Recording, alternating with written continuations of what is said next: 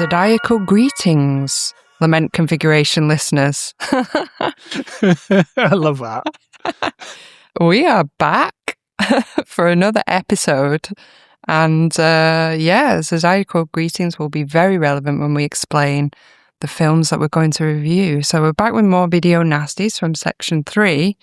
I am Ria Fend, one of your hosts, and I'm joined as ever by your friend of mine, Greg Knox. Hello, Zodiacal Greetings to you, Ria. What's your Zodiacal potential?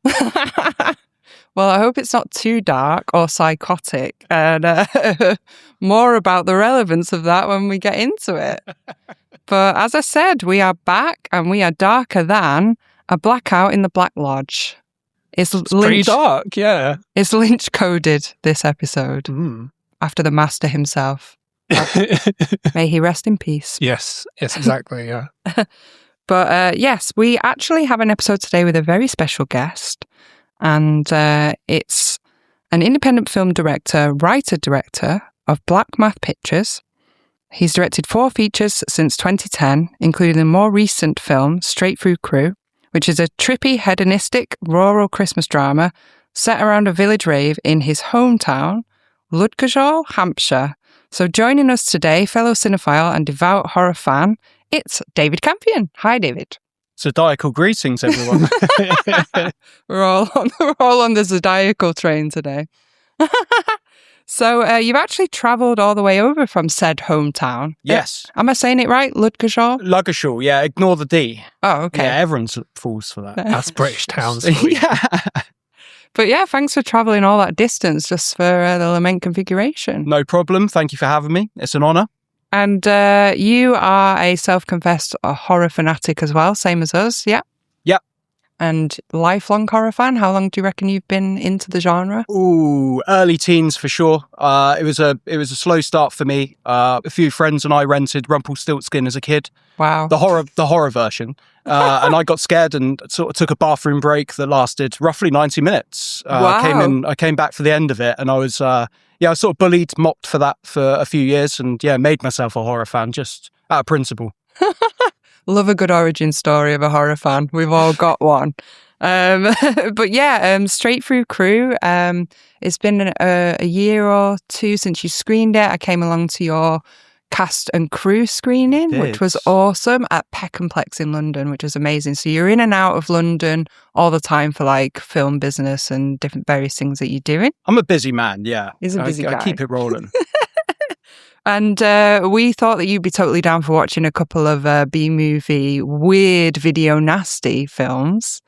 So yeah, that's the plan for today. Yeah, I don't know you, David. This is the first time that we have ever met. It is. So just for my benefit and the benefit of the audience, like, what would you say are like your favourite types of horror film? I'm not going to ask you what your favourite horror film is, because I don't like being asked that. It immediately puts me on the spot when people ask me this. So like, if you could only watch one type of horror film for the rest of your life, what would you pick? Wow, big. So my favourite horror film, I will answer that, is Suspiria. Quite comfortably. Nice. Nice. I like the weirder end of horror. Maybe the more art house end of horror, transgressive. I can get stuck with one though. Like, I like B movies as well, but I just give me a run of strange stuff that no one else really wants to watch, and I'll probably get something out of it, which is probably why I enjoyed these 2 films for this episode today. Cool. Yeah, I love Suspiria as well. I know I'm, for the podcast listeners, which is everyone, because there's no video of this, so you can't see it. I'm wearing a Beyond t-shirt. So, yeah, are you a Lucio Fulci person as well? Yeah, for sure. The Italian stuff. Fulci was the earliest one for me, probably before Argento. Oh, wow. The Beyond and Zombie Flesh Eaters were like school favourites of mine. Like, admittedly, when we started the Lament Configuration horror podcast about 10 years ago now. So, is this episode 54? It's episode 54 episode of the 54. Lament Configuration. So we've been going a while. Greg was really the person who introduced me to Giallo the most, because I only vaguely knew some Giallo, and that's like got me started on that, which is a treasure trove of amazing material to watch and a visual delight as well. Yeah, there's Giallo. To be fair, my least favorite genre is probably the whodunit slasher, but I love Giallo, which is a complete contradiction. But there's something about Giallo that just elevates that type of plot, I think. It is beautiful, isn't it? Yeah. Like, a lot of the time, yeah. Yeah, so you're not a fan of like April Fool's Day or like Scream or... I mean, I like Scream. Yeah, I do like Scream, and I grew up during that. But like the whodunit element noughties. is kind of just the cherry on top. Yeah, I could leave before I found out whodunit and be completely happy. Yeah, because you like the nostalgic slashers as well. For sure. Yeah. I grew up in the 2000s, so yeah, I know Yeah. What You Did Last Summer and Final Destination. Everything that I think the new generation of horror probably started with, which makes me feel really old. Like, a lot of new horror fans are like, yeah, started with Scream. Wow. Yeah, perfect. And we'll crack on with the new watches. So we've actually been all watching some new stuff since we last recorded. Yes, although it's mostly been Rhea this month. We had so many on the last episode, but because it's only been a few weeks, it's mostly Rhea who's actually got out there and watched some new films. So I'll leave it to Rhea to tell us what she's been watching. It's got to be done. Someone's got to use the Cineworld subscription, Wow, yeah, exactly. religiously. And it's me. Yeah. I saw They Will Kill You, which is directed by Kirill Sokolov, which is a Russian director. And he's not really done anything in the Western market substantially before. So this is like the first big title that he's done. He did do a film which was at Fright Fest, though, wasn't it? Wasn't it Why Don't You Just Die or something like that? Yes. Yeah, okay. So I saw that on his IMDb as well, but I'd never really heard of that. But I guess it was screened at Fright Fest. And for context, we know David I know David from Fright Fest also. So Old school Fright Fest. yeah, we're all Fright Festers. So They Will Kill You. I enjoyed it. I didn't think it was an exceptional movie. I thought it was fun. It's one of those kind of action horrors where there's a lot happening. There's a lot of stunts. And it's felt kind of like, a mainstream popcorn horror movie. I'd give it a recommend, but it wasn't something like outstanding that I would watch more than once. So it's like your typical kind of big movie cinema fodder, like high budget. So. Yeah. So we mentioned on the last episode that like, Ready or Not, Here I Come has come out. And it's a bit weird that this has come out basically the week after. Yeah. I would say, because it sounds very similar. Well, yeah, there's definitely a similar feel there for the action horror. But of the two, I would prefer Ready or Not 2. So, yeah, it did feel like watching them kind of 2 consecutive weeks, that this one was slightly weaker. But there's nothing like especially wrong with it. It just feels like you've kind of seen this stuff before. It's built around a satanic cult, which is cool. I'm trying to watch more satanic cult movies for inspiration. But yeah. Can't get enough of those satanic cults. They're everywhere. It's like the 80s all over again.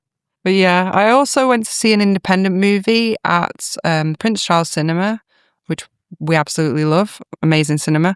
Always giving them a mention, called Dead Lover. And I went to see it because it was a bit of a novelty to see it in Stinkovision, which means that you get a massive scratch card with relevant scents on it. And the number comes up on the screen at the time that you should scratch the panel on the card with the matching number. And it's a bit of a lottery. It's a smell roulette because some of the smells were good and some of them were disgusting and some of them had question marks on. So you didn't know what it was until after you've scratched it. Some of them are so horrendous that a few people did get up and leave, which I thought was a bit dramatic, but okay, I get it. And it's by director Grace Glowicki, who's also lead actor in it. And basically, it's the same 4 actors in it. It's very low budget, but it's an incredibly charming, funny movie. She's Canadian, so it's all shot in Canada. And I'm very impressed with what they've done with it. And obviously, the Stinkovision added a whole other element to it that I really enjoyed. I'm going back to see a John Waters film in next month at the Prince Charles that's got the same thing.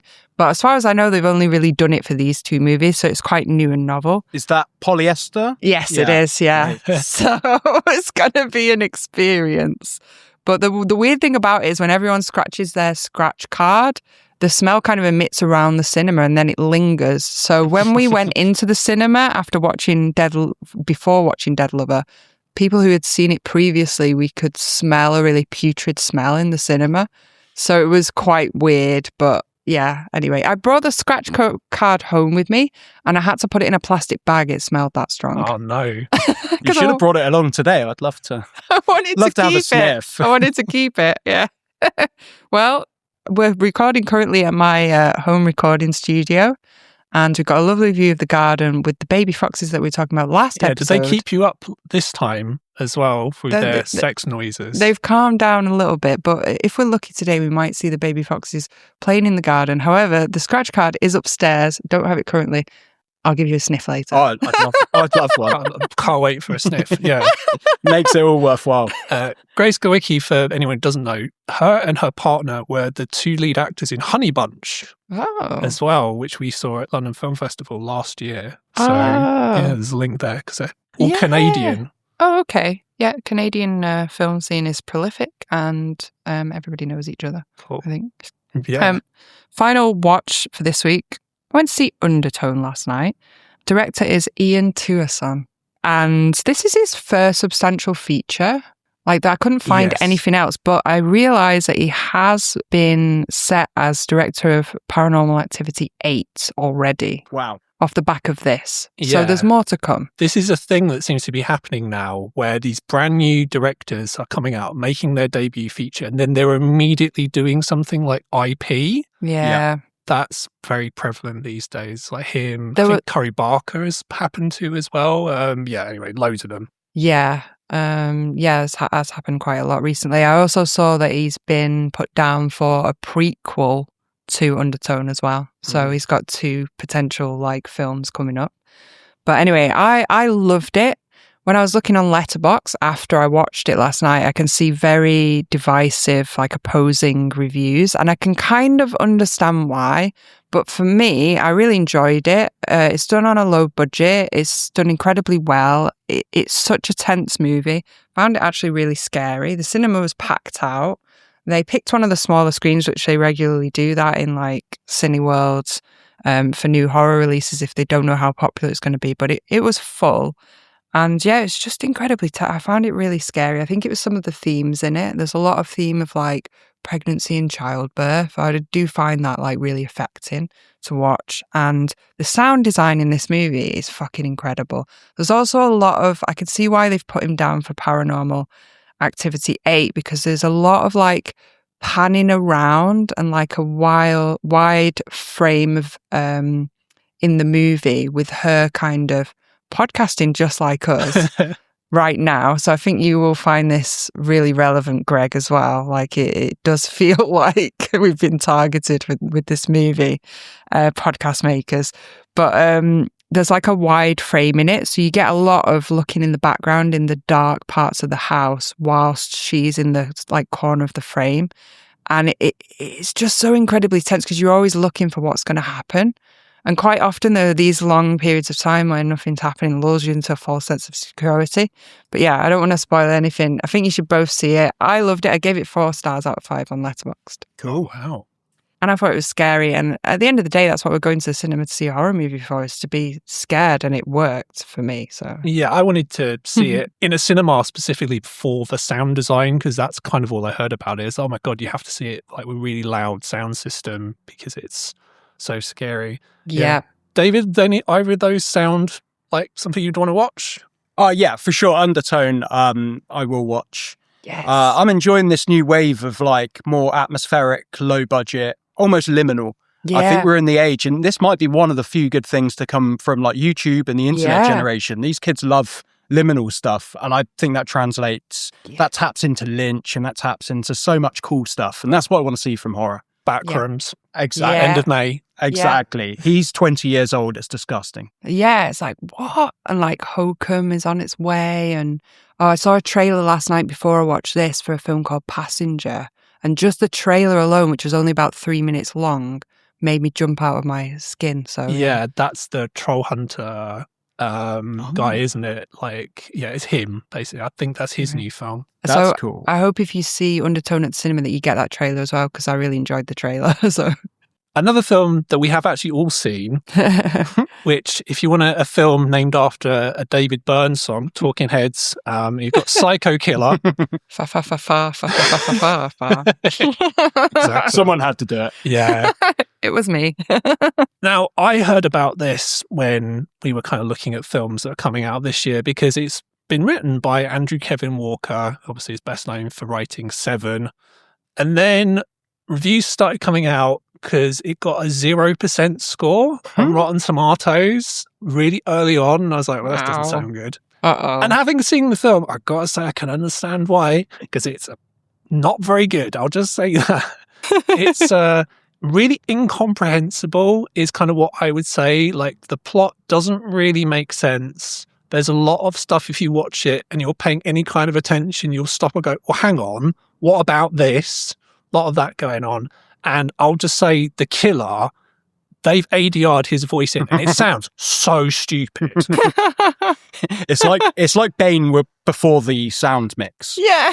It's just so bad. They literally picked that guy because he's just fucking jacked. Like, he's like massive. Yeah. But they didn't shoot him to look... This really made me miss like Rob Zombie and how Rob Zombie can shoot big, scary guys doing horrific things. And he's such a polarizing director, but Psycho Killer needed somebody like that to just give it some grit. Yeah. And the plot it played like a Reddit thread. Yeah. The death metal band and the copycat killing. It was so edgelords. This is like a 61-year-old director. It's really embarrassing. Oh my God. It was just like when they got to the point where it's like, oh, satanic metal bands. I was like, oh, blame the metal bands. And the violence had no grit. It was like a video game, CG blood splurting everywhere. There's that one shot where he starts killing, I don't know where he is, a church, is it? Yeah, that's got Malcolm McDowell in it, though. Yeah. Actually, thank God for Malcolm McDowell. That's probably what I Speaking of Rob Zombie. Yeah. I think like I completely blanked that he was in it just because I was kind of bored, I guess. Yeah. He's in full Loomis, like coked up Loomis, Dr. Loomis mode, I think. Yeah. Without spoiling it too much as well, like the last kind of 15 or 20 minutes are just, again, completely stupid. Just, yeah. Where's the juice? Like, it's a horror film that just took the true, I think it's so true crimey. And I think that takes the fun out of like a slasher film entirely, and revealing the killer so quickly. Like the opening shot, and not really building much of a character for him, and he had nothing memorable about him. It's like when we got into the Saw franchise more, and it just became more like a detective like thriller, and you're kind of disappointed because you're like, oh, but we're waiting for the horror. Yeah, it's had that feel in it where you're just like waiting, you know. Yeah. Yeah, so not great. The only kind of thing that I kind of was impressed by was they had In League with Satan by Venom playing during one bit, which is a great song. And it's like, oh, they've got Venom in a film, which I thought was pretty cool. But other than that, bit shit.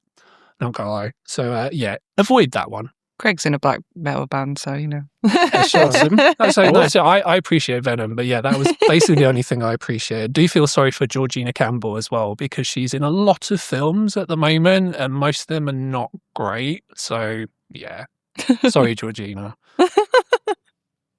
Cool. So yeah, that's what we've been watching. More to come. I'll just say that.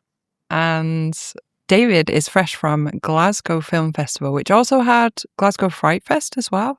Yeah, I was predominantly, to be fair, I was at Fright Fest. Oh, right. But I slipped in for a few films at Glasgow. Like I did the Secret film, and I watched a film about Kafka, which was interesting, a biopic about Kafka.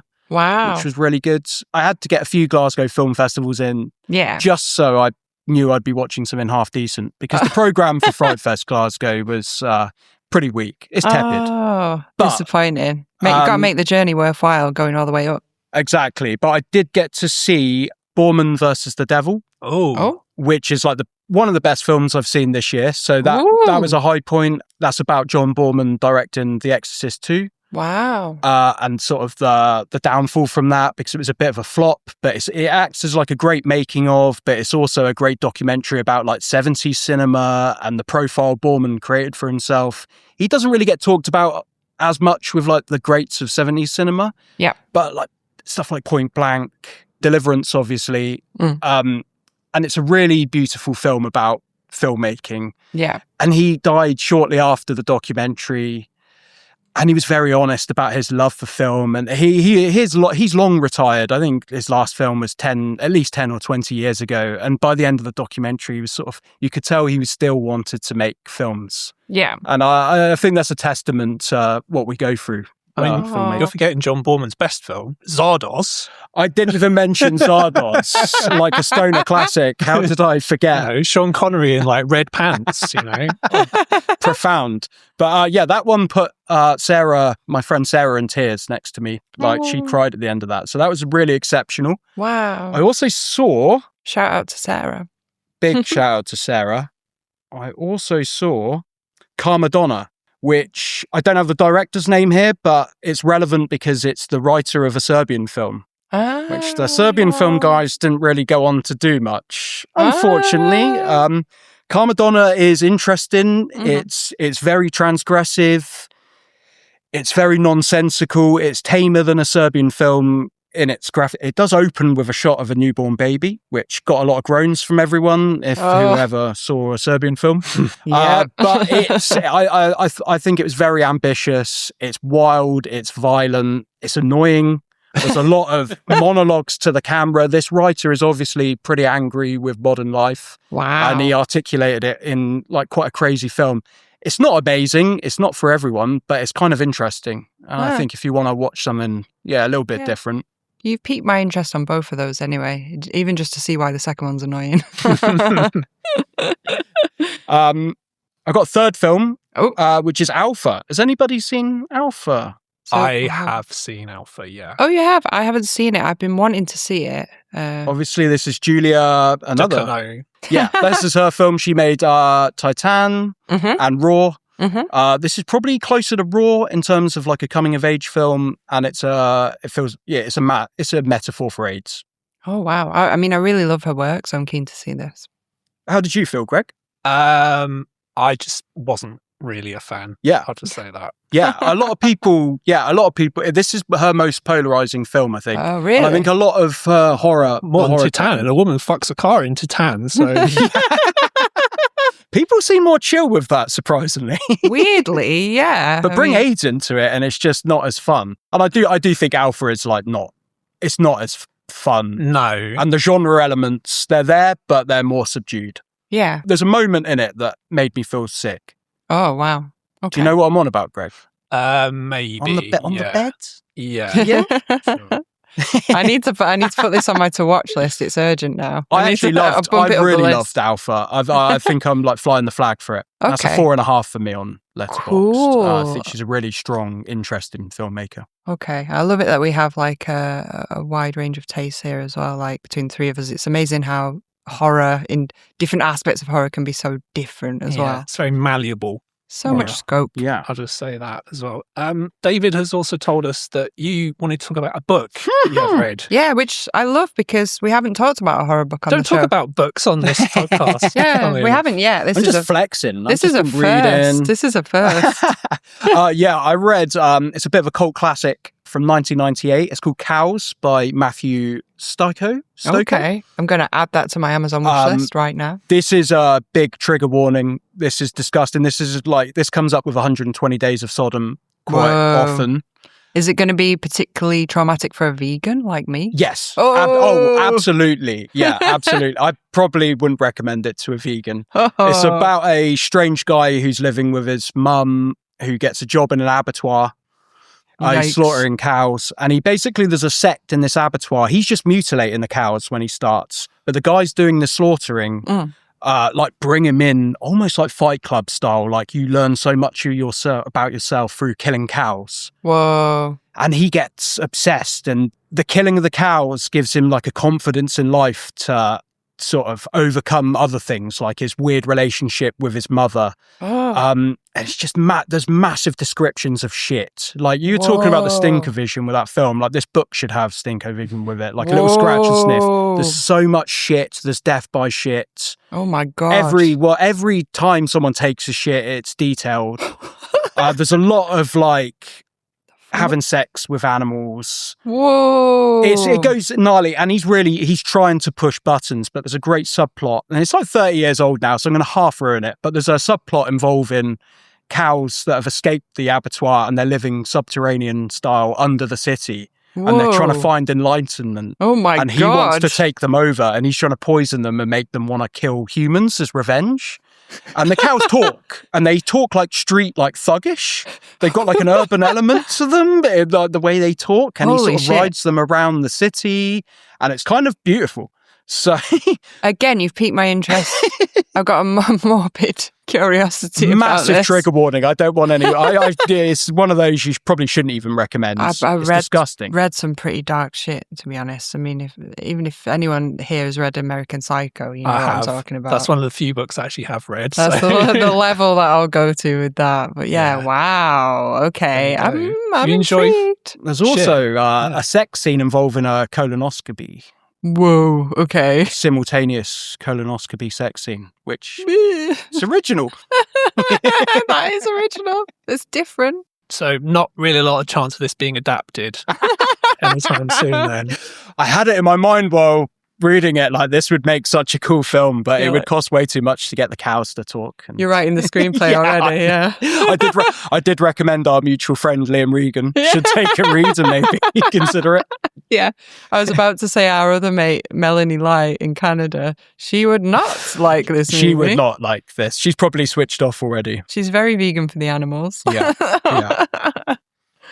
Wow. So there you go. You get all kinds on this podcast now. You get plays, you get books, we're broadening our horizons, shall we say. It's a cultural show at this point. Yeah, it's a culture show, if that is still even on the BBC these days. That sounds like a really great point to put in a trigger warning. Well, yes, exactly. If that wasn't triggering enough, talk of feces and cows and I'll give you the warning before we get into the actual reviews of the two movies that we're going to discuss today. But if you listen to the show regularly, you already know that we're uncensored, unrelenting, spoilerific, we're unscripted, graphic, gory, and we discuss adult topics. So certified feral, basically.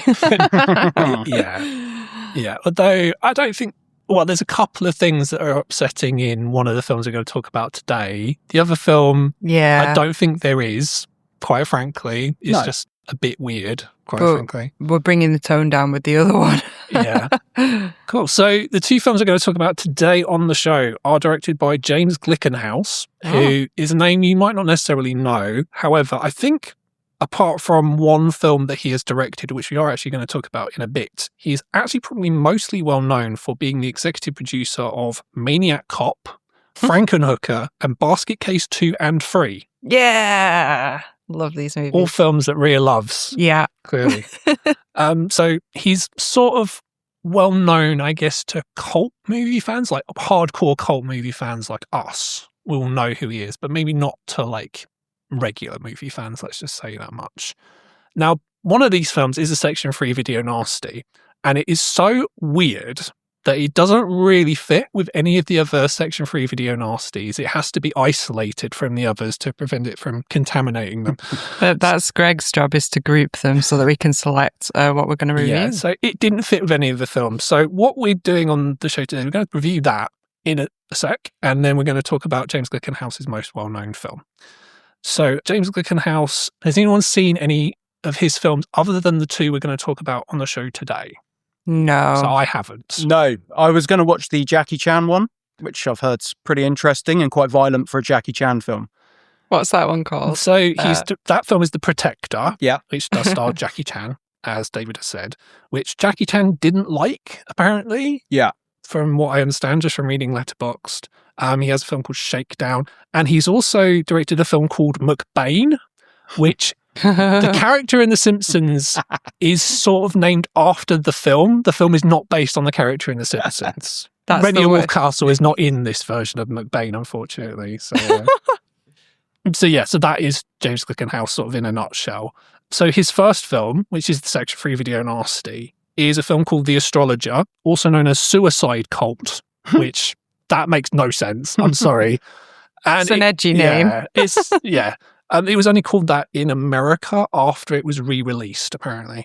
Came out in 1975. And Maria's going to give you the synopsis. Yeah. First of all. Yeah. The Astrologer, a scientist who works for a secret government agency that studies zodiac signs, finds himself against a dangerous Indian cult led by a powerful, enigmatic man.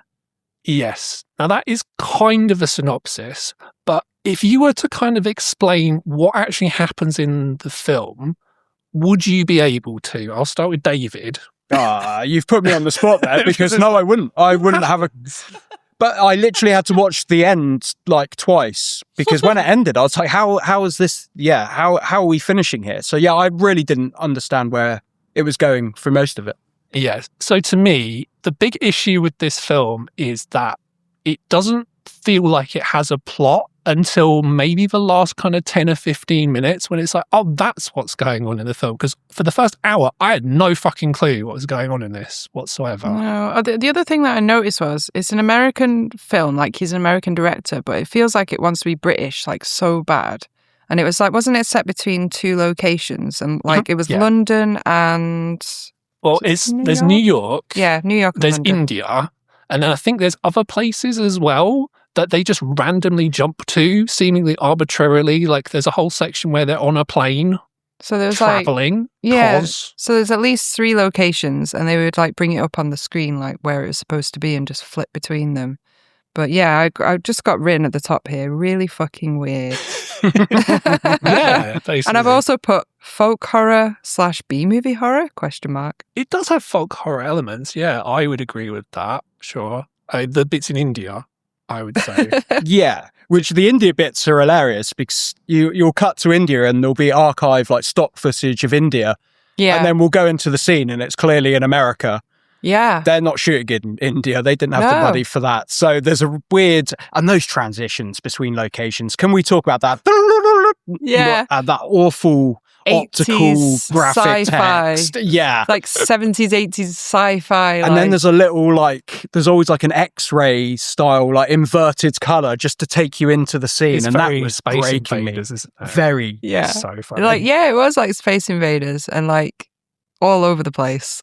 Yeah, I would say, you said this feels very British. I would say it feels very early David Cronenberg. Yeah. Because everyone's very cold. Yeah. And sort of it's very sterile. And also, I have to laugh at the names of stuff. Oh. So the company that the main character works for is called Interzod Headquarters, which is so David Cronenberg. And also, the main character, his name is Alexei Abenel. Again, could not be any more David Cronenberg. Now, in fairness, this is based on a book. Yeah. So James Glickenhaus has not made this stuff up himself. It's come from a book, but it feels very 70s, very kind of like, because it's about astrology and it's got cults in it. And it's very like, I guess it's saying astrology is dangerous, I guess is ultimately the message of the film. Yeah. And it said, like the novel is by John Cameron, who I've never heard of. But yeah, the novel was originally written by him. And it said like, at the start, it says something along the lines of, for 400 years, the ancient art of astrology had slumbered, ignored by scientists, feared by the church, and it's the tool of gypsies, charlatans, and thieves. And they've been waiting for this like astrologer to sort of use this force for the benefit of mankind. Something along the lines of that.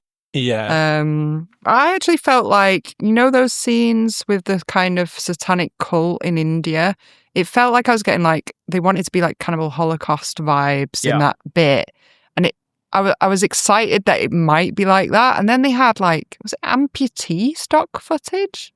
Which was really bizarre and distasteful. Like, I just don't think, I think that was real, and I don't think you'd be able to get away with using that now. I think that is actual footage, and that is very Cannibal Holocaust. I wonder if Ruggero Deodato may have seen this film. I don't think he has, because this is very obscure, but it is literally like that scene from Cannibal Holocaust where they're watching basically the found footage that the previous documentary team have found, and they're watching it, and it's people getting assassinated in Africa, basically. It's in that stuff. They were like lying in a river, like dead bodies, bloated. Yeah.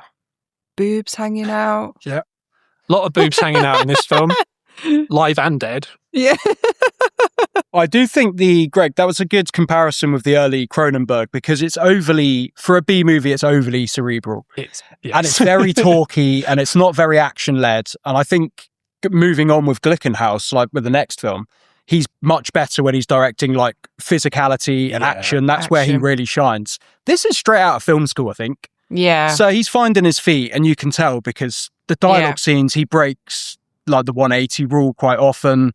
there's a boardroom meeting at the start where the lead actor's he looks at the camera 4 times in the same shot, and it's really strange. And the dialogue it takes itself so seriously for really ridiculous. I've got a great line here that is delivered so straight. Go on. It's like Hitler. Nobody could have done what he did, but he did it.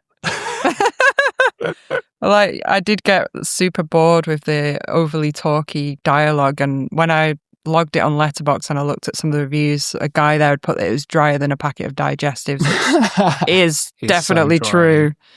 So, just out of interest, has anyone had their fortunes told? yes. Were you asked to take off your clothes? No. No, okay. Just checking if that's normal. I love a good fortune telling, but I've never been asked that. You must put on a robe.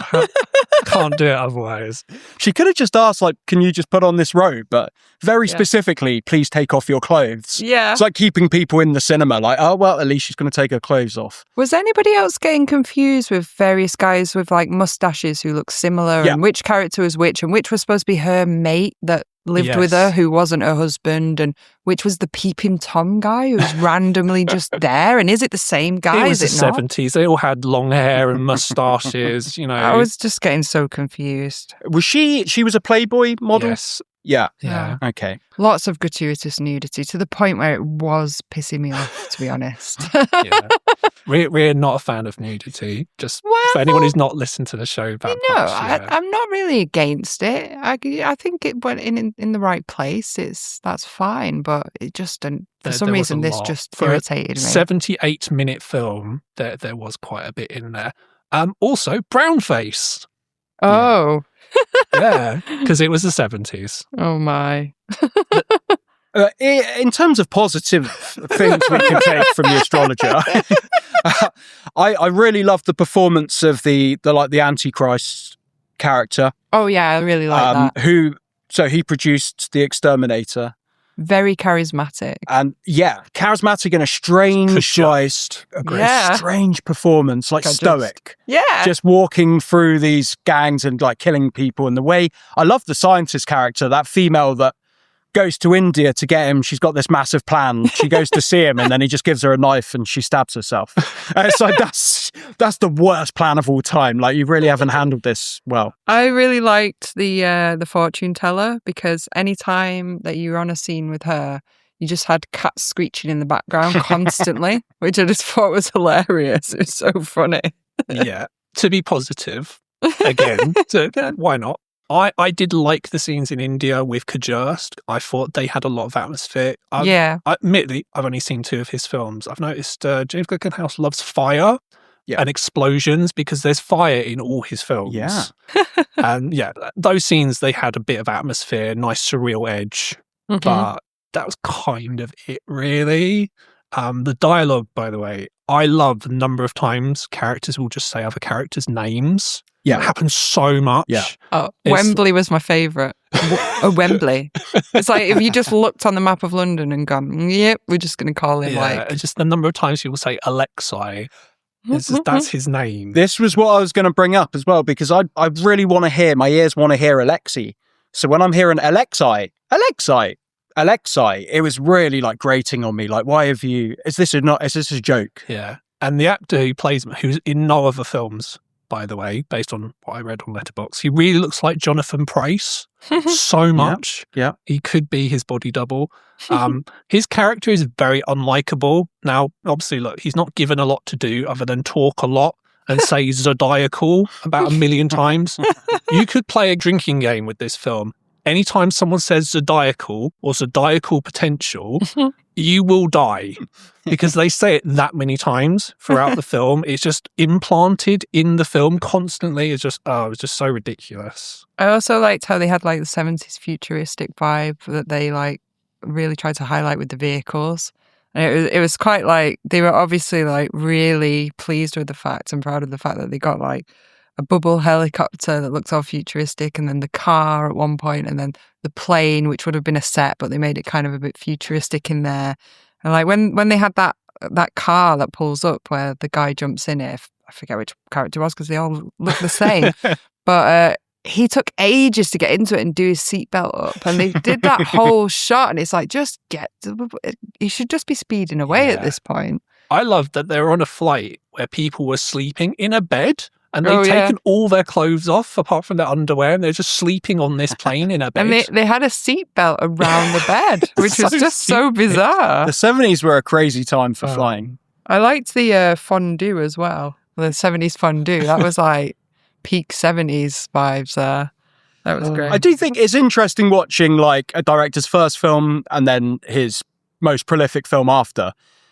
You can see he is good at getting money, like production value out of small budgets. Yeah. I think, like, I will give him a lot of credit for that. His direction's really weak in this, I think, because he's not very good at like drama and conversations. And this is all conversations, no drama, but there's a lot of conversations. I think the last dialogue scene where you find out she's the Virgin Mary, essentially. I love the delivery of that. There's 10 minutes and she's basically naked for all of it. And it just goes on for so long. And then it's like he won't sleep with her because he wants her to be the Virgin Mary to see if it really exists. But then as soon as he finds out that's already happened, he's like, oh, I may as well jump into bed. Like, I'm ready now. Let's go. Did I misinterpret this? Was she like in his class? Is he a teacher or like a lecturer? I couldn't really work it out. A student, like, because she has some like flashback, which is done in a very 70s kind of transition. By the way, it's a wipe. It's like sci-fi. But he's giving a lecture on physics, so this could be a double bill with Oppenheimer. By the way, because he's basically talking about the Trinity test and like Einstein, as you do, and she's just there in his class. So it's like, is this relevant to the rest of the film? Like, what is going on here? It's I don't know. It's just he seems like the sort of guy that would do that kind of thing. Yeah, get into a relationship with a student. I did get the impression he was studying her. She became his project. Right? Yeah. Again, it was the 70s, so lots of exposition. Yeah, lots of that as well. Of course. Yeah, I mean, very stilted dialogue. I loved. Again, we're kind of jumping a bit all over the place here, but like the opening narration was just so ridiculously pretentious and po-faced because I'm like, what is this? What are you talking about? Because it's like it's just words and it's a word salad, as they say. It's just no clue what you're talking about. And then by the first hour of the film, I'm like, okay, so there's this guy in India who they're trying to locate, but they're also talking about people's zodiacal potential. And he's married, but he's only been married to this woman for 5 months, and they celebrate the 5-month anniversary, which I thought was hilarious, as you do. So I'm like, what even is this? I don't know. It's baffling. The film is baffling. It's actually the most baffling film I think I've ever seen. I've seen Eraserhead. I've seen Jodorowsky films. I've watched Kenneth Anger short films. And this might actually be the most baffling film I've ever seen. Yeah, I think those films have a bit of some semblance of coherence, whereas this doesn't. It doesn't. I love the last shot. That strange freeze frame. It's just so weird. Have you just ran out of footage? What are you doing? It doesn't even make much sense. It doesn't make any sense. I don't know what it means. So he's made it to America. Is that the point? The Antichrist in America? Yeah, sure. Like, is he even the Antichrist? Her as a little girl before she got pregnant with the child, so she had a baby at 16, which is not creepy in any way, shape or form, by the way. But yeah, so she's had some random child at 16, had to get it adopted, and now this child is just in New York somewhere, and that child is the new Christ or the new Antichrist. I thought it was flashing back to when she had the child. I got completely lost with that. Yes, clearly. I mean, I don't blame you. Also, another thing that always confuses people is there was another film called The Astrologer that came out in 1976, and people always get these two films confused. Which actually, when I read the IMDb description, looks more interesting than this one. It's not hard to do, though. Yeah, so look, this film is just baffling to me. How it ended up on Section 3 Video Nasty list, I have no idea, apart from the footage in the middle. That must be it. That must be the only reason. What, like the tribal fire? Yeah. The dead, bloated woman in a river. Quote-unquote defloration ceremonies. Really fucking weird and dark, but you don't actually see anything, so there's that. One of my favourite lines is from The Fortune Teller, and she just says, "Don't trifle with me." think I might use that just day to day, Yeah. She also said, I've known her for longer than I've lived, which makes zero sense. Yeah, it's just a thing they say in films like this from the 70s where it's just like, it's a bit woo-woo, it's astrology and like all this sort of stuff. Have you seen God Told Me To? Is that the Larry Cohen film? Yeah, the Larry Cohen film. Yeah. Because this kind of reminds me of the second half of God Told Me To, but that film is actually good. Yeah. So it's got that kind of vibe. But the thing is, what that film has that this film doesn't have is the first half of that film is fairly straight. So it kind of contextualizes it so that when it does go very weird, I'll just say that much, at least it's like, oh, okay, you've got a base to kind of operate from. Whereas this has no base. Yeah. You've just gone straight in there, like Zodiacal Potential and like, astrology and horoscopes and, people having long-winded conversations whilst eating beef Wellington, just... It's very true. I do think it's a script made from jargon, really, isn't it? So, like, whereas Larry Cohen, like, he's a master of like elevating bad material. Like you watch like the work, like, It's Alive 3, and it's actually really well directed, and you can come out good. Where I don't think Glickenhaus, he didn't have the juice at this point. He was discovering himself.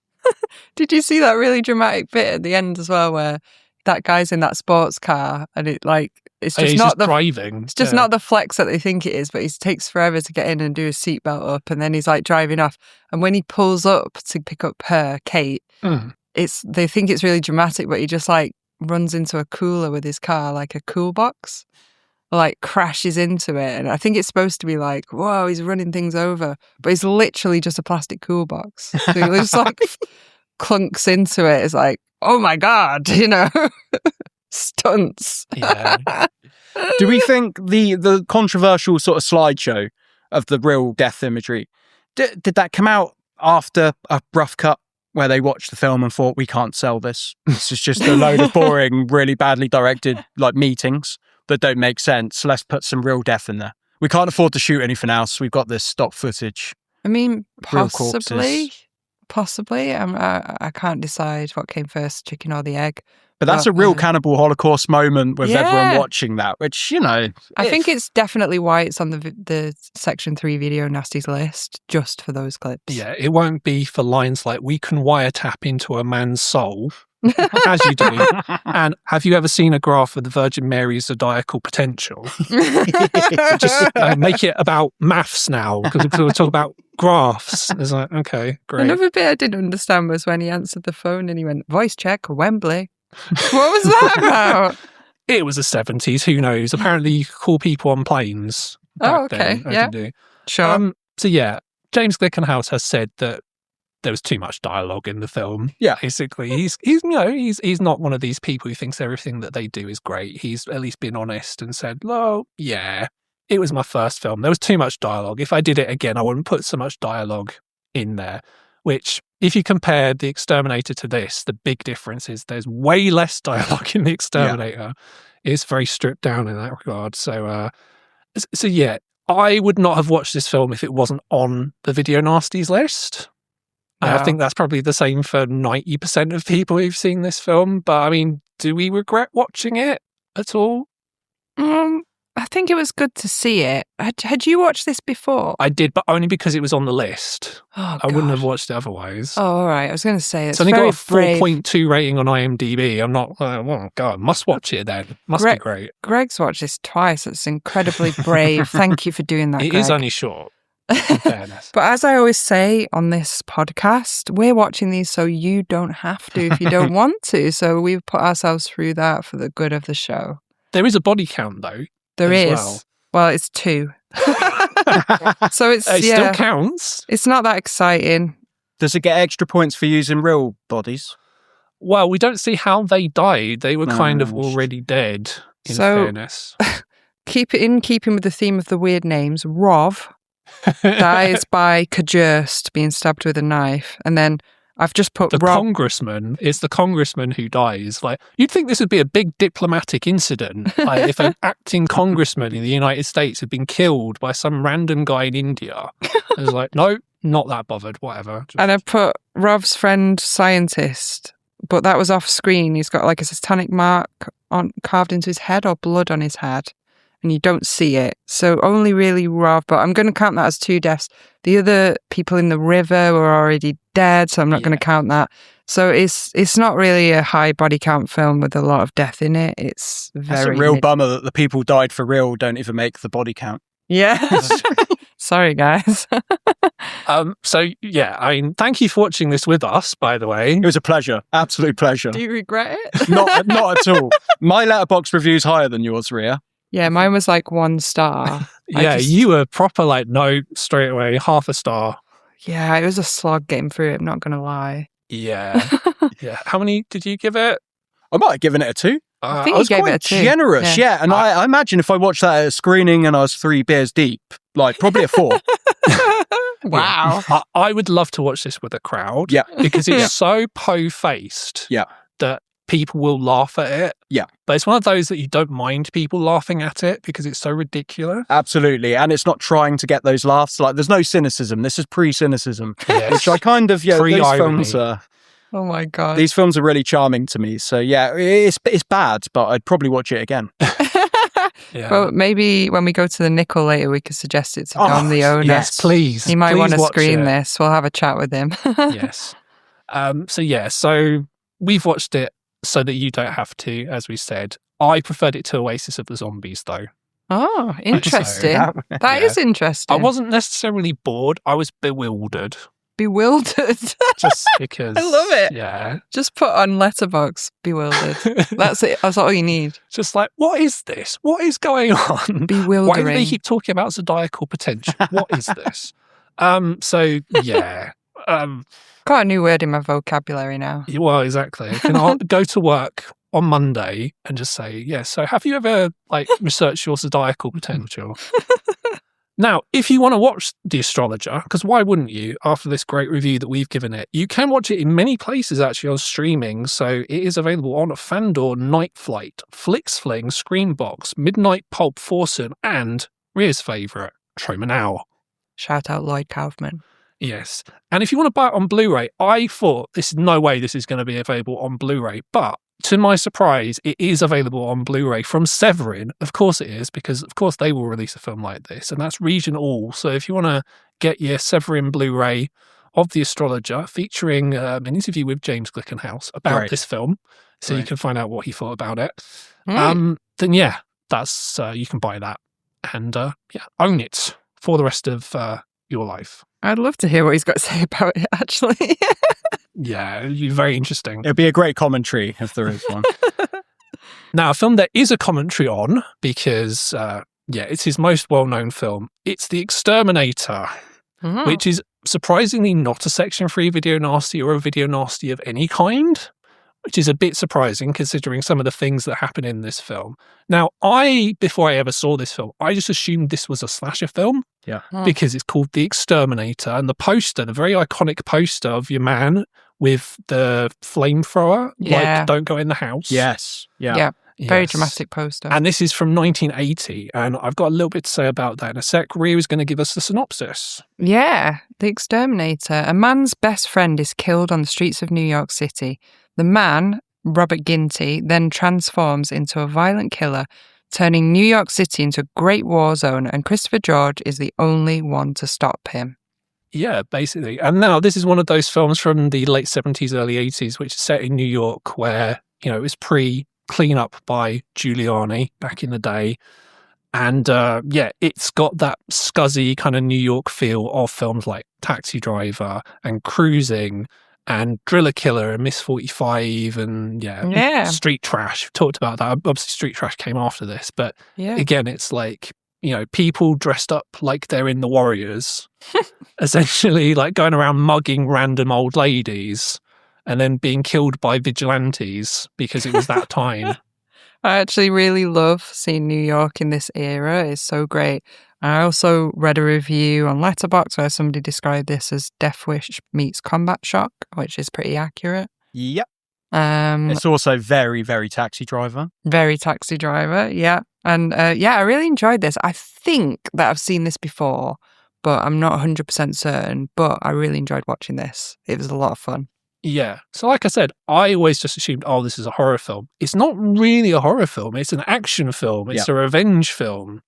Yeah. Like you said. So yeah, David, your thoughts on The Exterminator? Yeah, actually, The Exterminator, in my early days of getting into films, I used to get drunk with my friend Hodge, and his mum had a wild DVD and video collection, and he had 3 clamshell videos in his room, and it was Bronx Warriors, The Hills of Eyes, The Exterminator. Wow. So I've always associated it with like Bronx Warriors, and I think I had seen it before, but I don't remember any of it. But I was quite surprised. I think it is way more Death Wish and Taxi Driver. And I was so impressed with like the genuine grit, the location shooting. Mm-hmm. The opening is phenomenal. Yeah. We need to start on that because it's obviously, and he admits it, Glickenhaus admits it, it's very Apocalypse Now looking, war as hell. Yeah. This came out in 1980. Apocalypse Now is probably 79. So I imagine he was in that screening, came out of Apocalypse Now, called his DOP and said, we need to get some red gels. Vietnam is hell. But that whole sequence is shot so well. It's really He's so good at action. Yeah, it really does like sort of blow it out of the water straight off the bat. It's like, fucking hell, this is dramatic. It's like stunts and... The stunts, the explode. If I watched a Hollywood film today start with as many real explosions, I'd be like, this is awesome. We're putting production value back into films. Definitely makes you like sit up and take note. I really liked it. I've written my notes here, very fucking dramatic. The beheading, one of the beheadings was very believable, actually. So that was a Stan Winston animatronic that cost $25,000. I think just for that. It was a real animatronic they cut, and he shot it so weird, like slow motion. There's like a real uncanny element. The neck slices like butter, and just rolls off. And I've not really seen anything like that. I was so impressed with that. I was like, how did that look so real? I couldn't work it out. Really cool. Good. And the last shot in Vietnam where there's a helicopter against a cliff face in slow motion with the red lighting. It's operatic. It's like, it's really impressive. Very Apocalypse Now. Very Apocalypse Now. Yeah, that whole Vietnam section is shot in California because obviously, apparently, like, because I was listening to some of the DVD commentary for this by James Glickenhaus, and he said it's in California. Apparently the film cost $2 million. Wow. Which is like, it's not a lot of money, but back then would have been a fair amount of money. Say like, adjusting for inflation, like 5 million. It's quite expensive for back then. Yeah. People are making decent movies for 2 and 3 million now, And this was number 1 at the US box office and made fuckloads of money. So that's why he's been able to make all these other films afterwards.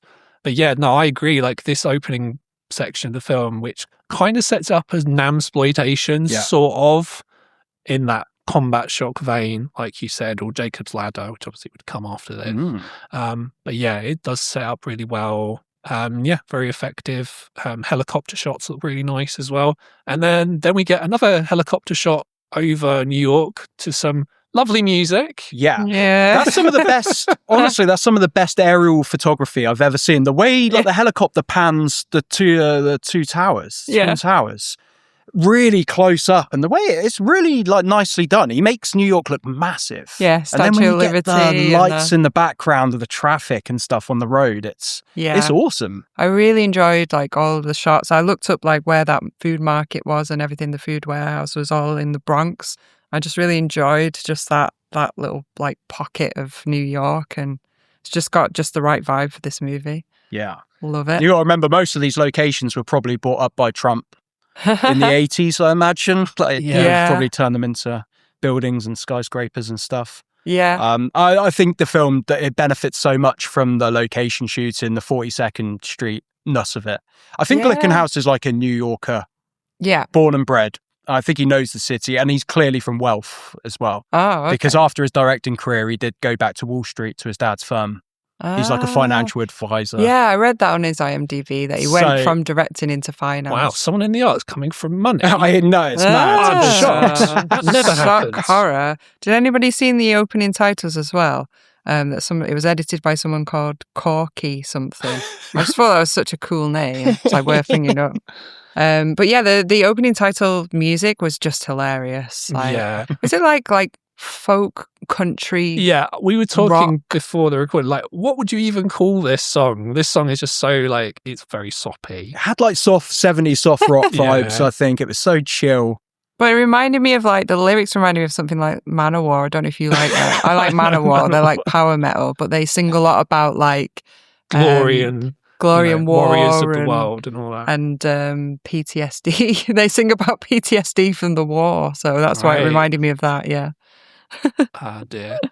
What do we think of the performance of the lead? So it's Robert Ginty.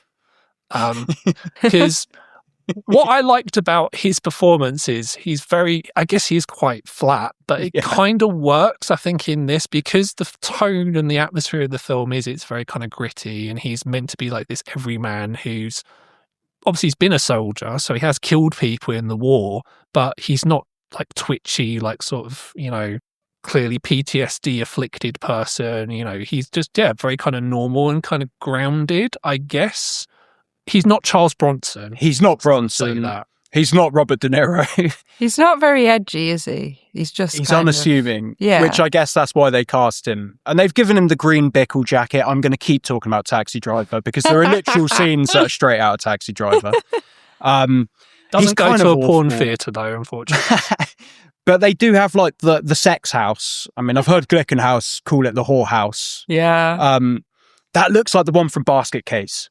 Yeah. It really does. But there is that scene where he goes in there with the woman and she's taken off her top, and it is literally the scene of like Travis It is. Bickle meeting Iris. Yeah. But Travis Bickle stops Iris from taking off her top, whereas this guy's a creep and he lets her reveal her boobs that have been burnt with the soldering iron. Yeah, that whole scene was really weird, actually, because he was like kind of resistant to going in, and he was kind of indicating that it was wrong, but then he just did it anyway. It was like, what the that was the only bit of the film where I was like, well, hang on, if this woman didn't have scars on her body, was he just going to have sex with her? Yeah. Like, what is this? Yeah, Like, what's going on? Like, which pick a lane, like pick a view, Yeah. So I'm kind of I'll just say the more critical half of the podcast. So I enjoyed this film. I think it's pretty good.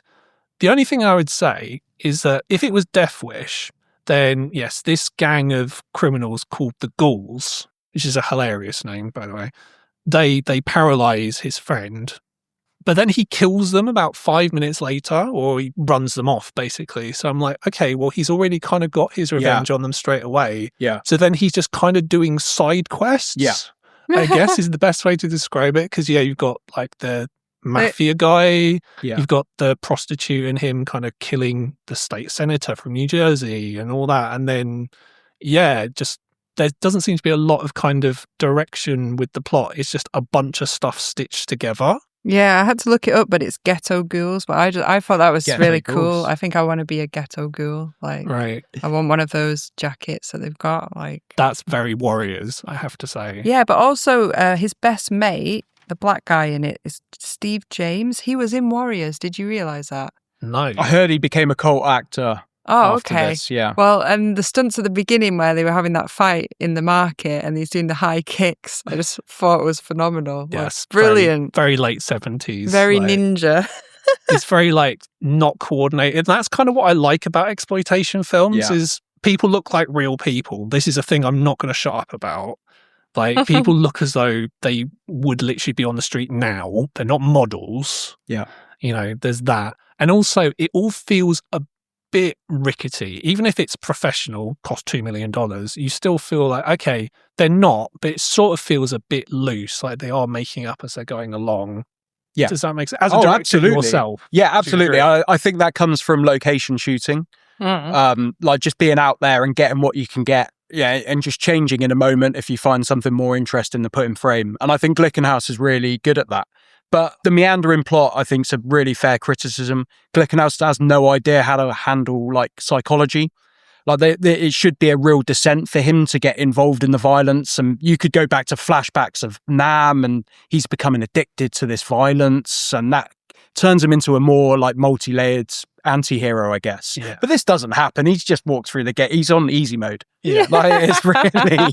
He's not, and I bring this to Rhea because we watched this film, reviewed it on the pod. He's not the guy from Delirium No. who's already just whacked, basically, for killing people. He's the opposite. He's like, he's just a normal guy. He doesn't seem that bothered, but he just kind of goes, right, just going to start killing people now, just as you do. Yeah, I mean, he is getting justice, so I guess there is that, but it does feel a bit soft, doesn't it? Like, yeah, a little bit.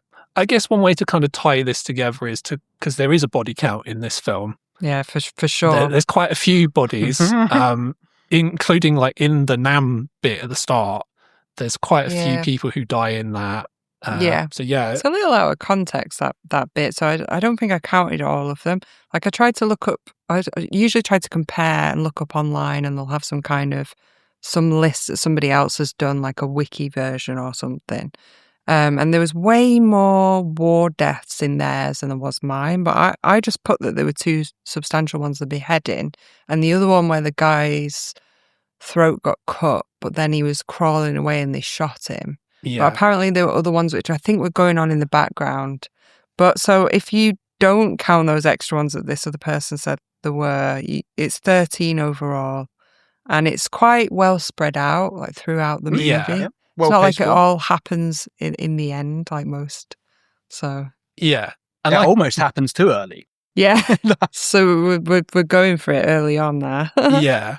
It is kind of, and look, I don't think this is a deliberate kind of comparison that Glickenhaus would have made, but it is very kind of like La Samurai-esque, like the Melville film. Yeah. He's a guy who doesn't talk a lot. Yeah. I'll just say that, kind of gets on with his business. Yeah.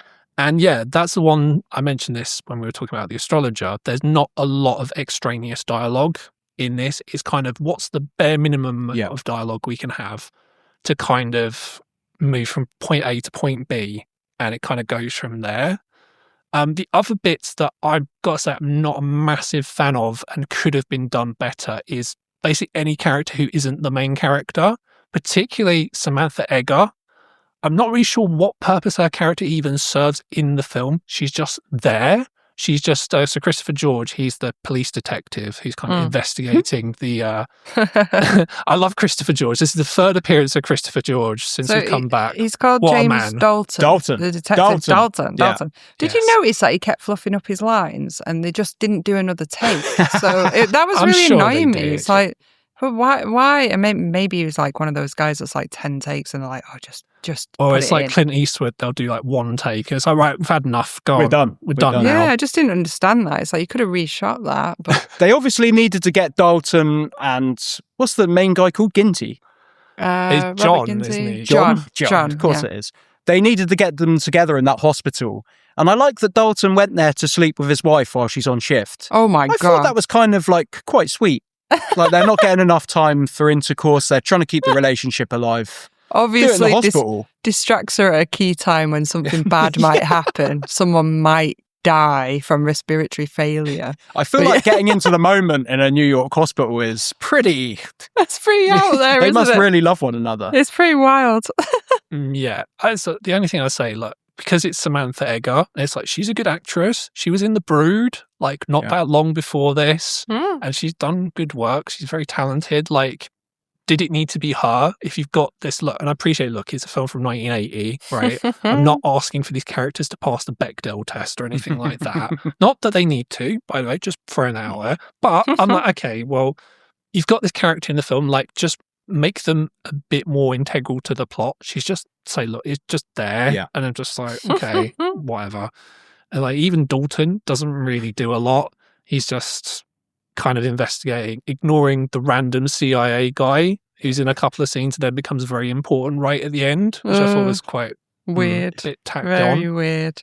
But yeah, going back to the deaths, you've got beheadings, you've got people being eaten by rats, half the face eaten off, you've got a dog dying by electric carving knife.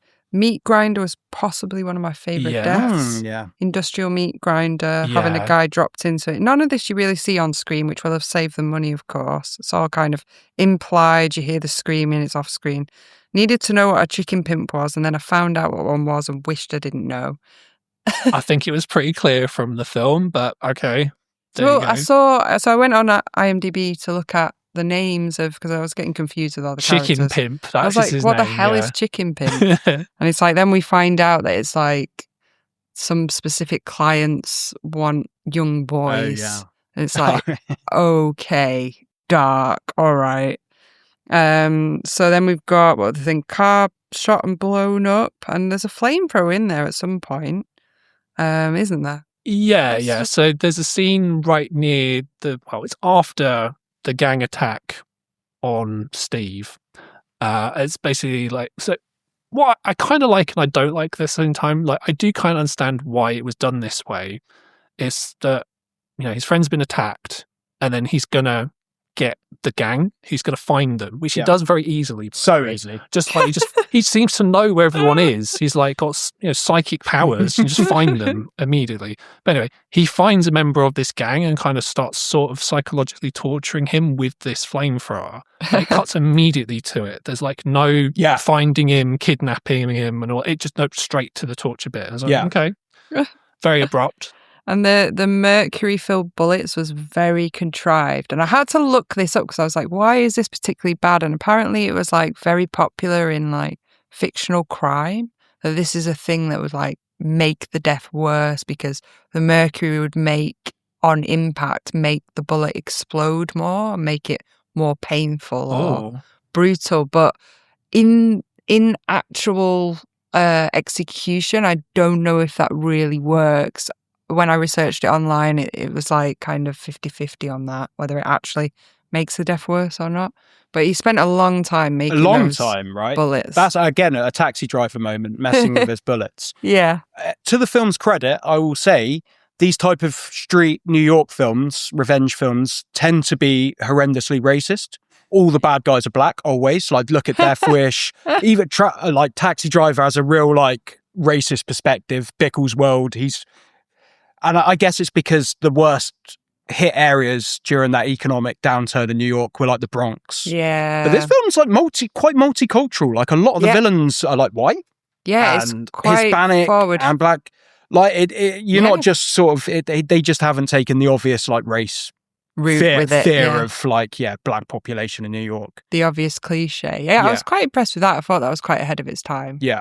I quite like that sort of seedy sort of peep show like aspect of New York with all the bright lights and the, girls sign, and triple X sign and all that. I say very like Driller Killer, Basket Case, 100%. Like those types of films. It's well rooted in that genre. Yeah, I think it crosses so many cool subgenres. It's like vetsploitation. Yeah. This is pre-Rambo. Yeah. This is pre-First Blood, which is quite amazing because First Blood's kind of the same thing. Weirdly, this is slightly non sequitur-ish, but the first time I ever heard of this film was in Only Fools and Horses. Oh, wow. Because randomly, like, Rodney and his wife, whose name I can't remember, sorry, but like they're going to the cinema and they're going to see The Exterminator. No way. As you do. I guess it was the 80s, so I was like, okay. I really loved the use of the Disco Inferno music when he went into that scene in the clubhouse, the ghouls, what was it? The Ghetto Ghouls clubhouse. Because he just used a flamethrower. I was like really wanting it to be another flamethrower death, but that doesn't happen. But there's lots of hookers in hot pants and like kind of, sparkly outfits. Lots of prostitutes in this. Not as much nudity as The Astrologer. There's a little bit of nudity, but not loads. It's a restrained film. Yeah. In some respects. I think it could have been a lot gnarlier. I think it could have been a lot sillier. He just doesn't do, like, I think that initial revenge that we keep coming back to, that's too fast. Yeah. The transition's awful. When he's explaining to his partner's wife, that his partner's, and they just cut out of the conversation and just start randomly shooting New York. And how uninterested must you be as a director to just... Yeah, no, she doesn't even really. We don't need to see her reaction. You hear her crying off screen. You don't even see her crying. Yeah, and also, why is he telling her? Why is it not like the police or the hospital or, It's like a god complex. Yeah. He has to do everything. He has to save the day. He has to turn off the life support. He has to get the money to the wife and the kids. He has to tell her that her husband's died. Like he probably went on to father his kids. Probably. Kids. But I felt really sorry for his best mate. Like, I think that was quite a compelling storyline. It just wasn't executed the best. Yeah. It's very, like I said, it's an action director. So it's very point A to point B. It's like, right, we have to go from this to this to this. It's very set piece orientated. Yeah. One thing I thought was interesting, though, is that, look, compare this film to Death Wish. Death Wish, Dirty Harry, they're very right-wing coded. Yeah. Because it's very much people have to become vigilantes because, it's very like left-wing bad. So the right-wing person has to then go out and take justice for themselves. It isn't really like that. Or I would say I didn't get as much of a sense of that is what's going on here. Yeah. It's more a sense of, his friend got attacked and paralyzed and he's just doing it for him. And then he's become like this Avenger kind of character taking on Vigilante, all bad people, basically. It's not that, they're getting away with it because the system is rigged to favour them. It's just, they're bad people and I'm just going to kill them because they deserve it. Yeah. So I thought that was quite interesting. Yeah, no, I think that's a valid point. I think like Rambo probably went on with this as well. Like you could see Rambo as being a conservative film, but actually it's just about a broken man. Yeah. Like First Blood's actually quite a sweet film about a broken man that no one understands. Yeah. I do think there is a certain conservatism to exploitation cinema that you have to get to grips with as an adult because reactionary behavior just works for this genre. Yeah. For propulsion. But I do think that, there's some regulation. Yeah. I mean, what I'd say as well, look, it's very easy to kind of think, these people there must be more to it under the surface. Yeah. Whereas a lot of time, no, they're really not. They're just like, what's popular now? All right, let's just take that and rip it off. And they're not really thinking about it in terms of themes and kind of like, well, what message am I trying to put in my film? And maybe, I don't know if there is like an underlying message in this film. Maybe there is. I don't know. I thought it was quite interesting though, nonetheless. Yeah. I have to mention his day job as on the meat district, packing the wagons, because as somebody who's had like a load of, like every indie filmmaker, I work a lot of bad day jobs. All those guys are doing are packing meat into the back of that van. Why is he ordering them constantly and he thinks he's back in Nam and he's giving them instruction. You think you're the ultimate job's worth. Like these guys know what they're doing. They're packing meat into this van. There's no strategy necessary here. That did trigger me. That annoyed me. I had actually another favourite death as well. When the guy was set on fire on the floor and then it cuts away so you don't see, you just hear him screaming when he's been set on fire. When they go back and the police or CIA or whoever checking it out, he's like, he can't see me on audio, but he's like, like with his fingers curled up, like kind of like a dummy that's like charred on top of, like I don't know, mattress a dead or mouse something. or something. Like curled up with his fingers curled. in claw shapes and his mouth open. And I will it's say, really quite good. I did like that scene. That scene really reminded me of Seven. Like, do you remember the scene in Seven where it's halfway in the film and it's got Leland Orser in it, and basically they arrive and the police on scene is telling them what's happened, and you see kind of the aftermath of kind of everything that's gone on. It reminded me of that. I thought it was quite effective. That whole scene is quite upsetting. Like with the boy, I say boy, is clearly a young man, but like he's been kidnapped and he's tied up and presumably very bad things are going to happen to him. I will just say that. I'm glad they didn't put an actual child in there. That would have been a step too far. I believe, that would be against labour laws and things like that probably. But yes, sure. Yeah, that whole scene is not nice. And I guess, again, bit surprised why this wasn't a video nasty, to be honest. Yeah, compared to the Astrologer. Especially as it made a lot of money. It was really out in the public consciousness. I'm surprised, people didn't come down harder on that. Maybe was it a bit too late, like time-wise, to be? 1980, so I wouldn't have thought so. It's not mention Lucio Fulci, it's not a New York Ripper situation where the film is so violent and upsetting that they refuse to even give it a certificate to begin with. So definitely was getting Seven vibes from that like crime scene sort of scene. Yeah. So look, I seem to be the person who shits on all the films we talk about. That's not what I'm doing. The film is effective and it's very kind of like workmanlike, I will say. Yeah. It's well shot and it's kind of well put together. But yeah, there are highlights in the film, and I thought that was one of the highlights, definitely, for sure. Yeah, I liked that bit. I thought this was a lot of fun. The ending was a little weird and a little mishmash. It is a little bit. It's very much like, how do we end this? Okay, we don't want him to die. So I don't know. It just was a bit unsatisfying. Yeah. So, You've seen Exterminator 2, haven't you, Greg? yes, which I'm going to move on to in a second. Is that set on Staten Island? No, that's where it ends actually, up, isn't it? That's set in California. Actually, Okay. So when I watched this, I was like, oh, there's a sequel. Like, because I was doing some research. It's like, oh my God, there's a sequel. And it's not directed by the same guy. And I haven't seen it. So No, although I think you should watch it. So very quickly, because yes, there was an Exterminator 2 that came out in 1984 and is directed by Mark Buntsman, who is in The Astrologer. And who is he in The Astrologer? He is Kajurts. Yeah. That guy, that terrifying Antichrist. Yeah. Go on, Kajur. So James Glickenhaus wasn't involved in the sequel, but who was Golem and Globus, aka Canon Films. And this film is so canon. It's so 80s. It's ridiculous. So like the original Exterminator is very gritty. Exterminator 2 is not gritty at all. It's very silly. It's got a breakdancing scene in it. Yes.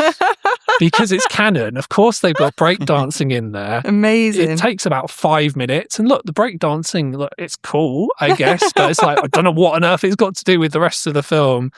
I would recommend watching it just for that. It's more warriors because there's an actual gang. Cool. And the leader of the gang is Mario Van Peebles. Yes. And he is pretty good, but it's a bit homoerotic in that kind of 80s way, I would say.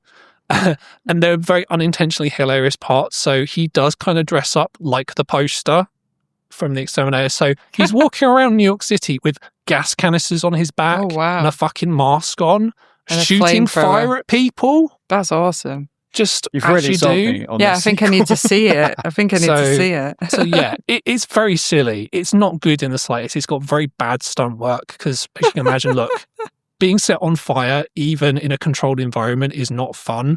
But you can tell that like they're wearing clothes and they go, oh no, I have been set on fire, in that way that people do in bad films. It's like clearly, you know, they're not actually, you can tell they're not really on fire. Like their lives are not in danger. I don't know. It's hilarious. If you're a fan of canon films and just 80s cheese generally, in that mid-80s way, not early 80s, but like mid-80s where it's proper like a vibe. I'll just say that. It's getting genuinely shit, I think, by the mid-80s. As opposed to you still got a bit of 70s charm. Then yeah. But no, overall, yeah, The Exterminator is a pretty good film. You guys really enjoyed it? Yeah. I have another favourite quote from this one. Okay. I think you have to take a shit, but it's coming out of your mouth instead of your asshole. That was my favourite. I almost took notes on that. Yeah, that is the best quote. I liked it at the end when Dalton, because that was Dalton quote. But I liked it at the end when Dalton was reading the Anarchist Cookbook, which is actually an explosive manufacturing instruction book. So yeah, he was used by a lot of rebels and I thought that was hilarious. He's there with his machine gun, which they very conveniently dropped into film that you would only have if you were ex-army because no one else can get access. And obviously they're both war veterans. And then he sat there just casually in his front room waiting for a phone call, reading the Anarchist Cookbook, looking at his machine gun. It's like, just a bit of home hobby work. My second favourite thing that Dalton does, because that quote is my favourite, is where he's cooking a hot dog in his office using like 2 forks that he's connected to like current, and he's just what the hell? It's clearly a late 70s thing. Clearly, was so bizarre. I was so confused. Again, there's loads of weird food in Taxi Driver. He's always eating and making weird stuff in his apartment. Like what? The echoes. He's putting sugar on everything, isn't he? And then he starts to cleanse himself. There's loads of good food. Like Jodie Foster puts sugar on her jam on toast in that film, which weird. Is yeah. God. It's like a big thing for heroin addicts. You just want loads of sweetness. Oh, okay. Well, yeah, I did wonder why the hot dog was like hovering over his desk. I was like, what the hell? How good was the version that you watched? Because I watched it on Tubi, this film, and the remaster was amazing. Like, it was gorgeous. It was pristine. Oh, really? It really? was a pristine looking film. I don't know if it was a remaster that we got. Yes, it would be. Yes, because there's yes, it is on Tubi. I love Tubi. Tubi is the best service by far. It's like the video shop of streamers. Yeah. It's like any kind of like, or well, not every single one, but like if you want to find some obscure horror film from the 60s, 70s, 80s, 90s, whatever, right? You can probably find it on Tubi. They're going to have It's just there. Yeah. We mentioned Severin earlier. It's like basically every Severin film is on Tubi. Yeah. Like, so yeah, love Tubi so much. What else is it on? Well, that's a very good question. So it's on Prime, Philo, Plex, Fandango, Screenbox, Midnight Pulp, Foursome, and once again, Troma Now. Yes. So Troma Now does seem to have a lot of kind of these films that we're talking about on the show. So Lloyd Kaufman getting in there. They distributed this, right?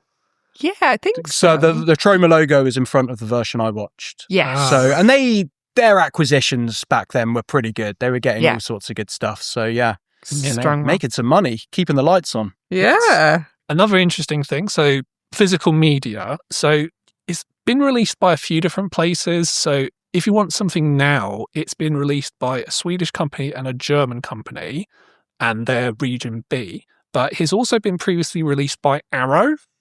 Yeah. So I don't know if that version is still in print. I don't think it is because the Blu-ray came out in like 2011. So I imagine it's out of print. But it was released by Arrow at some point. So maybe it will be released by them again in the future, because I know that's a thing they do with some of their releases. They release multiple versions of them. See Hellraiser, Deep Red. Yeah. Basically, there's about 50 different versions of Deep Red out there. Mm-hmm. Cool. So that's been our journey into the world of James Glickenhaus. Has this made you want to watch McBain or any of his other films? I know we want to watch Exterminator 2. I think I've sold you on that. But... I definitely want to go on a Glickenhaus journey, to be honest. I want to watch The Protector. I want to watch The Soldier. I'll do McBain. McBain. Yeah. What was his last film? See, I think he retired by about 1991. So this is weird, but his last one was Time Master, which is PG-13 in 1995. Wow, there you go. So even that, clearly didn't need to work, you know. He's still alive, so he must be doing something with his time, but hasn't made any films for a long, long old time. No. Glickenhaus, get back into it. Now is the time. Yeah. Let's get something on streaming. Yeah. Yeah, maybe you could do something with him. I mean, I'd love that. I might try and get in contact with him after this. Yeah, why he might not? listen, because surely I don't think many people are talking about James Glickenhaus these days, are they? Well, that's what we should do with this. We should spread the word for James Glickenhaus, get it out there. So what are you actually working on at the moment there, David? So, as Rhea mentioned, Straight Through Crew, which screens like Manchester Film Festival, and we did a Peck and Plex one. Had to fix the sound after that screening. You watched it with bad sound. Oh, okay. But yeah, that's now available on YouTube and Amazon Prime. YouTube's better because there are no ads. Yeah. I'm working on another project. The budgets are getting smaller and it's getting stranger. It's sort of like an experimental film about suicides based in my hometown where there's a lot of suicides. Okay. And it's like part documentary, part drama, all non-actor cast of just like local people. Interesting. I put out a casting call like a month ago and did like a workshop and had 32 people turn up, just of varying experiences. And yeah, we had a good time. So yeah, I'm going to work on that for the next 6 months and see where I go from there. Cool. And I am on social media on Instagram, Twitter X, Blue Sky as Worst Date Movies or Worst Date Movies Ever, depending on which platform that you're looking up for me. And I'm on Letterboxd. We're on Letterboxd because Letterboxd is great if you ignore all the shitty one-sentence reviews. And Greg doesn't really mention it, but his other podcast, Worst Date Movies. I'm a very kind of, I'm a very... he's a very modest guy. guy. That's So what I was trying to think of, yeah. Allow me to fly the Greg flag, but Worst Date Movies Ever on YouTube has at least one very viral video on there. Just one video that's good. No, there's loads, but there's one incredibly viral one that's doing numbers on there. Ilsa She-Wolf of the SS. Yes. Yeah, Ilsa She-Wolf of the SS. 268,000 views currently. Greg. They're sitting at. So that's very viral. And that's not the only video on there, but that's the highest rating one. So just wanted to say, I think you should check out Worst Date Movies Ever on YouTube. Yeah, I do have videos on there that aren't Nazi exploitation as well. Like I have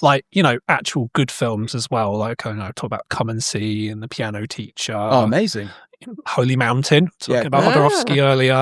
And these bad date films in yours? Oh, some of them are very bad date films, yes, definitely. I've always thought Piano Teacher would be sublime first date. Although there is an awesome, not to segue too much, that if anyone's seen Sentimental Value, there is an awesome scene in there which features Stellan Skarsgård buying a member of his family who is a child, Irreversible and the Piano Teacher Oh my God. on DVD. Best birthday ever.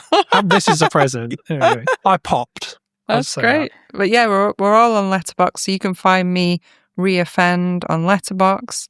And I'm also on Instagram, Ria_Fend. I'm on X, Twitter, whatever you want to call it. Facebook as Reoffend. And yeah, look us up on Letterboxd because we're all quite prolific on there. And you get to see exactly how many stars we rated all of the films that we watch on the show, especially today's. You'll see David watching all the Glickenhaus films that he's not seen. Yeah, going through. And the stars are going to get bigger. There's going to be a lot of 5s. I can feel it. I'm at DP Campion on Letterboxd, at DP Campion on Instagram, and Black Math Pictures on Instagram if you're interested in the film stuff. I post that through my personal account anyway. Yep. And if you want to follow us, we are on Instagram as Lament Horror. We're on Twitter, X as Lament Horror. We're on Facebook as Lament Horror. So yeah, that's where you want to follow us for all our really wacky and fun kind of socials content. And yeah, just want to say a massive thanks to David for coming on the show today. Thank you so much for having me. This has been fun. Yeah, and thank you especially for wearing the Jesus Wept baseball cap, which is very on theme for our show, of the Hellraiser theme.